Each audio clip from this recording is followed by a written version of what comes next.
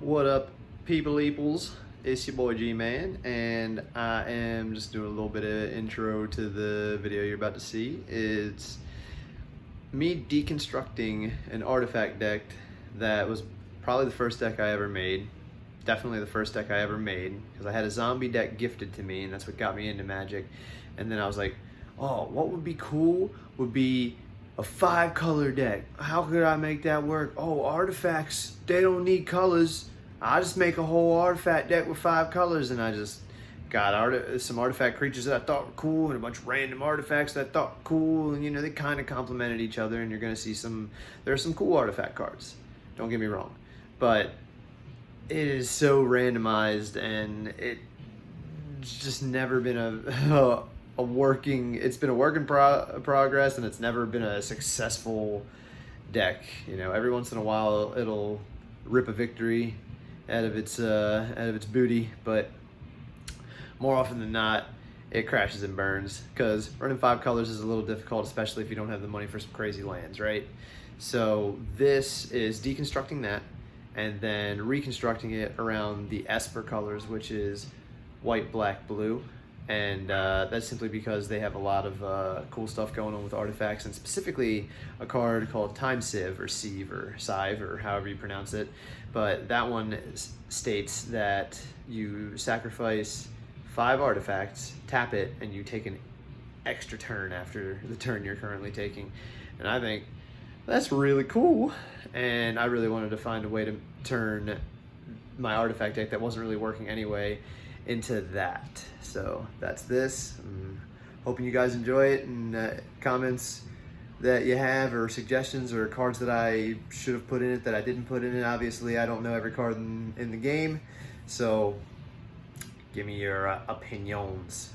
All right, here she goes. All right, pardon the dog barking in the background. We have a Chewini, and he is loud and annoying, but maybe you can't even hear it. I have no idea. So here we go. This is the deconstructed deck, plus the cards that I intended on adding into it. So cards I wanted to add, boom. Land cards that are going to be added, boom. Basic lands that are just going to remain, obviously. And then these are the cards that were originally in the deck. So all the cards that were originally in the deck have these sleeves. Can you tell that I was brand spanking new to this when I made this deck?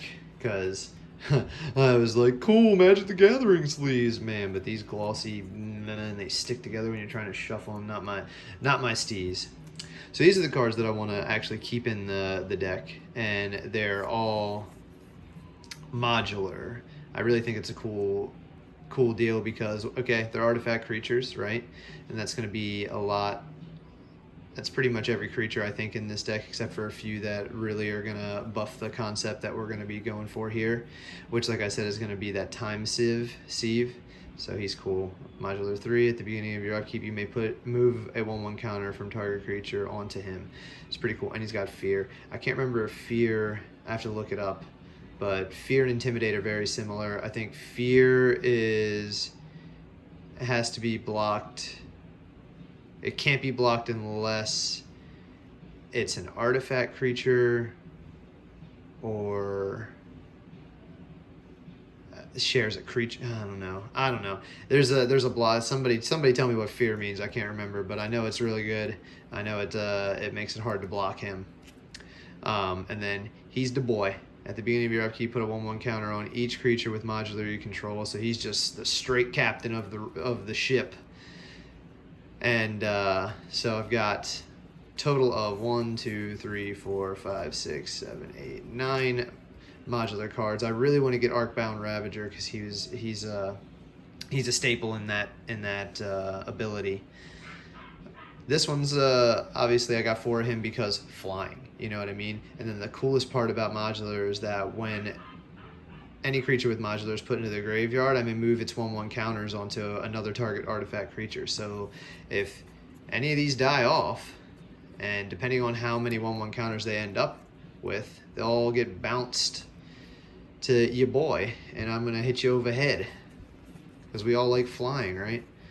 So the modular boys, right? And then the rest are going to be random artifacts and stuff like that that I thought were cool. So equipped creature is unblockable and has Shroud. It's just an equipment I think is pretty cool. Prototype Portal is definitely staying in, because when it enters the battlefield, I may exile an artifact card from my hand, and then I may just keep putting tokens of that artifact onto the battlefield for its converted mana cost. So I just keep pooping out those tokens. Darksteel Forge, man, you know it, you love it. It's just dope. Make all the artifacts indestructible, and then this to make all my permanents artifacts, all permanents artifacts. All cards that aren't in play, spells, and permanents are colorless. Players may spend mana as though it were mana of any color. That's just a wild ride. That obviously was put in there because of the fact that I was running 5 colors, but I still think that's a fun card. Untap all artifacts I control during each other player's untap step. It's real cool for 4. And so I want to keep this, and I wish I had a few more to put in. Reason being is because that time sieve for me to sacrifice artifacts to give myself an extra turn, and if combined with the prototype portal, I can continuously make these, you know what I mean, to give myself token artifacts. But it's still just good to have. Cage Sun, as it enters the battlefield, choose a color. Creatures I control of the chosen color get a 1/1. Whenever a land's ability adds 1 or more mana of the chosen color to your mana pool, add 1 additional mana of that color to your mana pool. So the chosen color's lands tap for 2. That's pretty cool. But, you know, so Cage Sun's a really good card. Really good card. But I'm going to be honest with you, I don't think it's going to really come in handy for a deck that's not running a whole lot of colors, you know what I mean? I mean, I'm going to have some colored permanents. I don't know. The creatures I'm going to be attacking with, though, yeah, it's just not viable. The creatures I'm going to be attacking with are artifact creatures. They're colorless, and I don't think I can claim colorless. Correct me in the comments if I'm wrong about that, but I don't think I can. This is a dope card. Pay 1 tapper, return an artifact I control to my hand, and I may put an artifact card from my hand into play. Another reason, that was the main reason I had put the Darksteel Relic in the first place, so I had a 0-cost artifact to bring back to my hand so I can put something else down, and then I can just put that back on the field. It's a nice little combo. So definitely keeping that. Bringer of the White Dawn. It's a 7, 8, 9 cost, 5/5 trample. But at the beginning of my upkeep, I may return a target artifact card from my graveyard to play. That's just cool, right? I don't know if I really want to keep it in. I really do want to keep it in because that just is a good time. But I don't know. Let me know if that card needs to go. Now, put target artifact card from my graveyard into play. I definitely want to keep that, of course. This is obviously Legacy. I was just finding cards back when I made this deck that from every set, and I actually picked out some cards that were illegal or just fake. I picked some cards from the Unhinged series when I made this deck originally. It was not fun when I sat down at the table with the people who had taught me, and they were just like, guy, you can't use that card. That is just outrageous. I can't remember what it was. It was like Mox Unlimited. It was the one that like taps for an infinite amount of mana. I don't know. It was obviously ridiculous, and since I didn't know anything about Magic, I didn't think nothing of it. But here's Tinka. If you guys are longtime players, you know some Tinka. At the time I play it, I sacrifice an artifact, which will be easy to do if I'm crapping tokens, artifact tokens, and then I search my library for an artifact card and put that artifact into play. Then I shuffle my library afterwards. Definitely keeping that, obviously. And then here we are, we're back to that. So these are the cards that I want to keep in, right? And we have 1, 2, 3, 4, 5, 6, 7, 8, 9, 10, 11, 12, 13, 14, 15, 16, 17, 18, 19. We have 19 cards. And now, the honorable mentions that are probably getting removed. Chromatic Lantern. I like it. Staff and Nin. And I love that artwork. Getting his brain sucked out. Had 2 of those. Darksteel Plate. I only had 1 of those. Door Destinies now. Again, anybody who watches this video, if you can hit me in the comments, I haven't Googled it yet, but I'm just curious. I was playing this card for a long time, and nobody that I know is any more educated than I am on it. Can you claim artifact creatures? Choose a creature type when it enters the battlefield. Can you claim artifact creatures? Because some of the most of the modular creatures that I just was showing you, they don't have a creature type. Only one of them says golem, right? And I know I can claim golem, but can I claim an artifact creature? And if so, does that blanket every single artifact creature? It seems a little broken, and I don't know if that really sounds legal to do. Etch Champion, the Metalcraft, it has protection from all colors as long as I control 3 or more artifacts. I really kind of wanted to keep that. Energy Chamber, sorry, 2. At the beginning of my upkeep, choose 1. 1/1 counter on target artifact creature or charge counter on target non-creature artifact. The 2 that I was actually sincerely considering keeping or putting back in the deck are these 2, and then a strong possibility of staffing in. And then if I could learn about Door of Destinies, I might come back and put that in. I have no idea. So we're going to put that off to the side. And then these are the color cards that I was thinking about possibly being able to put in. I have no idea. Trinket Mage, it basically lets me search my library for a mana cost 1 or less artifact and put it in my hand. And it's pretty cool. This was a counter spell that I'm not gonna put in. Brainstorm, draw 3 cards, then put 2 cards from my hand on top of my library. That's a strong turn 1 play, honestly. And then I gain 1 life for each creature my opponents control, prevent all damage that would be dealt to me this turn. It's pretty solid instant there. And then destroy target non-black creature. And then Treasury Thrall. It's a 6 cost. Whenever it attacks, I may return target artifact, creature, or enchantment from my graveyard to my hand. That's cool, but like, he's a 4/4. So he has to attack for that to trigger, and then, I mean, Extort's cool and all, but like, he has to attack for that to trigger, and odds are he's gonna die. I mean, I'm gonna get 1 thing back maximum, and if I got Bringer of the White Dawn or Grivian Restoration or any of those other things that'll allow me to bring something back from the graveyard for, less, I mean, he's 6 mana, you know what I mean? And then he has to attack. So, possibility piles, definitely going in piles, my lands. And here, we'll go through the lands. So this is your tricolor land for the Esper, 4 of those. And then filter land for blue-white, filter land for black-white, and then one of the cool lands that allows it to come in untapped if I already control an island or a swamp, and come in untapped if I control a plains or an island. I didn't end up getting, I wanted to get the ones for the swamp and plains, but the shop that I went to did not have them, and also they're a lot of money. They're like $10 a pop, close to it, and I wasn't about to do all that.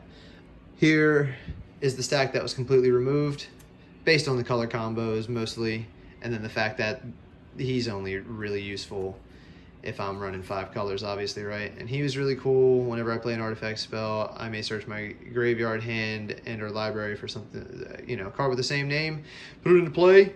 He's dope. I liked him. Be cool if I could have kept him. This was a card to try and help me make the 5-color thing work. Clarion Ultimatum was just a really cool card. Elfhame Sanctuary, it was another card based around trying to make the 5-color thing work. And this is a big reason why it didn't work, is because in order for me to get 5 colors onto the battlefield consistently, a lot of the cards that were in the deck had to be land pooling cards or something that'll allow 5 colors to pop off. All right, so this is where I'm going to explain to you the gimmick. So Thopter Assembly, this is the hope.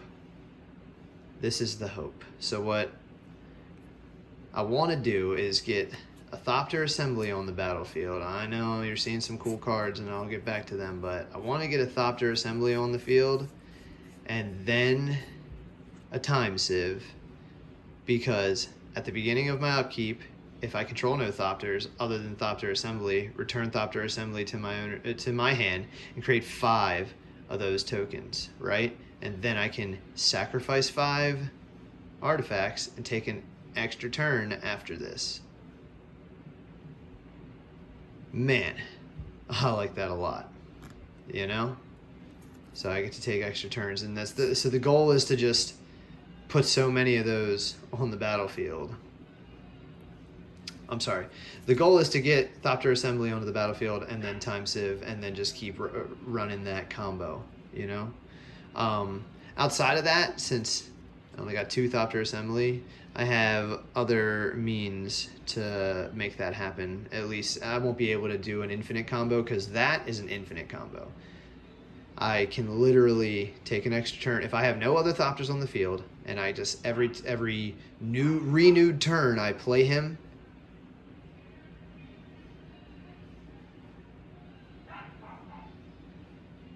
well, no, I'm sorry. So the way it would have to work, I'm sorry, I took a pause there, but I had to think about that. So actually how it would have to work is he would be returned to my hand, and I'd start the turn with 5 of them on the field, and then I would sacrifice those 5, tap the Time Sieve, and then I get an extra turn after the turn I'm already taking.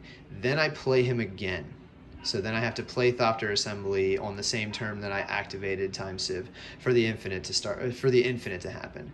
So what would happen is then I would finish out that turn with Thopter Assembly on the field, and then the next turn would rotate. I would return Thopter Assembly to my hand and create the 5. I would immediately sack the 5, tap the Time Sieve, take my extra turn, and then I would immediately have to play Thopter Assembly on that renewed turn, and then it would just have to keep going from there, because then the next turn would initiate. I would return him to the hand, have the 5, sack the 5, so on and so on and so on. So that is how, but it has to be just him. I can't have any of the other Thopters, which I'm gonna produce more Thopters in this deck. That's a lot of what's gonna happen. This is just cool. I got 2 of them. It's 2-cost equipment artifact for a 4-cost equipment, but what's really cool is not the fact that it gives them Intimidate +2/+2, and the zombie thing is whatever, but whenever a non-token creature is put into my graveyard from battlefield, I may pay 4. If I do, return that card to the battlefield and attach Nim Deathmantle to it. That's cool. And since it's on an artifact, it can be played as an interrupt, so if it dies during their turn, boom, he's coming back, and I got 2 of them. Either Rot Page, 4-cost artifact that at the beginning of my upkeep I get to choose one, gain 2 life, or basically Surveil, I think is what that, I would relate that. Look at the top card of your library, and then I may put it into the graveyard. Yeah, I'm pretty sure that's Surveil. Either put it back or put it in the graveyard. Or each opponent loses 1 life. That's pretty cool. We got 2 of them going on.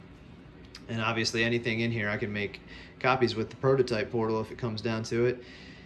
Throne of Geth.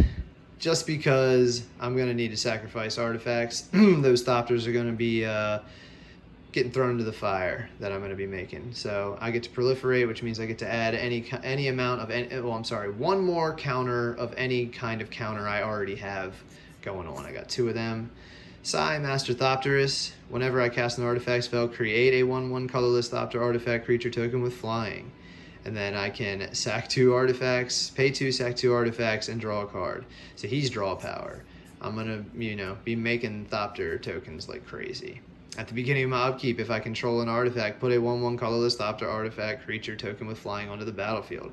Whenever 1 or more artifact creatures you control deal combat damage, draw a card. So some more card drawing. Thopter Spy Network 2. A Shroom. 6-cost, 5/5 flying artifact creature, Sphinx. When he enters the battlefield, I may return target artifact card from my graveyard to the battlefield. So he's real cool. I like him. Enigma Sphinx. He's really cool. I like the fact that, so when he's put into the graveyard from the battlefield, put it into my library, 3rd from the top. That's really cool. But the effect I really like is the Cascade. I did a video prior to this one where I talked about like in that cascade effect. When I cast this spell, exile cards from the top of my library until I exile a non-land card that costs less. Any non-land card, not just a permanent. And I may cast it without paying its mana cost. Put the exiled cards on the bottom of my library in a random order. So I don't lose any of the cards exiled off the top, and I get to cast something crazy. And it can be 6 cost, right? It has to be less, right? You make a non-card that costs less, so it has to be 6 or less. That's wide variety. That's going to be everything in my deck. There's nothing that costs. See, he's 7 cost. There's nothing that costs. That's too good. It's too good, too good. Then the Time Sieves. And then Thopter Foundry. Pay 1, sacrifice non-token artifact, create a 1/1 blue Thopter artifact, and I gain 1 life. So, early game is cool, right? So, you get the gimmick. I'm gonna make a lot of artifact tokens. And I'm going to try and take a lot of turns, man. I'm going to keep you on your toes. But can't keep everything, and there are some things that I really want to put back in. And so here's what we're going to do. We're going to decide right now. So I'm going to step off to the side of the camera. So both Thopter assemblies got to go in. Nim Death Mantle. I'm thinking both, right? Thinking both, so we're at 4 right now. Either Rot Page. What are you thinking? What are you thinking? Like that hollow, right? You don't like that? You don't like that? Pardon me. Maybe both of them. Maybe one of them. Maybe both, maybe one. We'll say one. We'll say one for right now. Put that off to the side. Thornageth, definitely gonna do 2. We wanna be able to proliferate. Scythopterist. Oh man. Ooh, that draw power, right? We want all 3 of them in there. Do we just want 2? 3 of them or 2? 3 of them or 2? Let's just do 2 for now.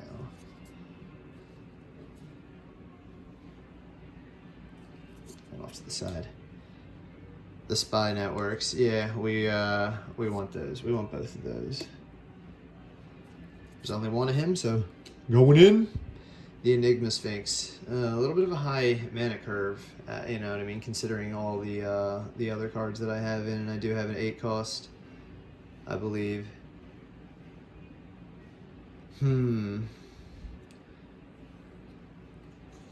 Yeah.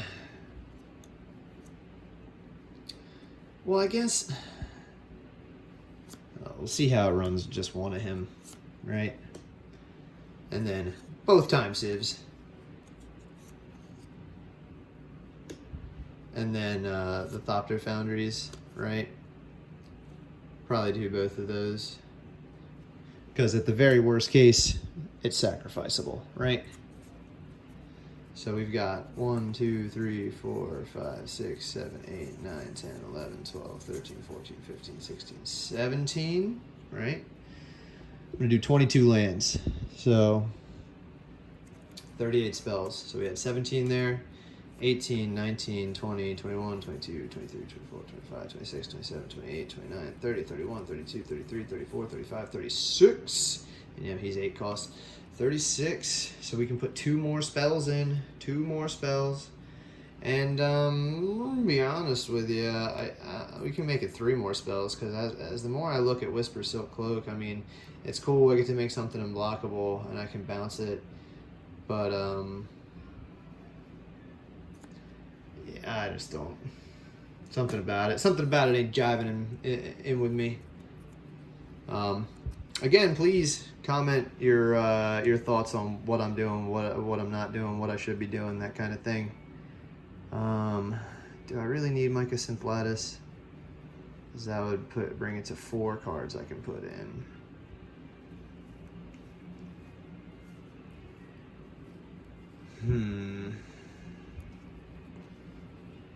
I don't think I need Mycosynth Lattice.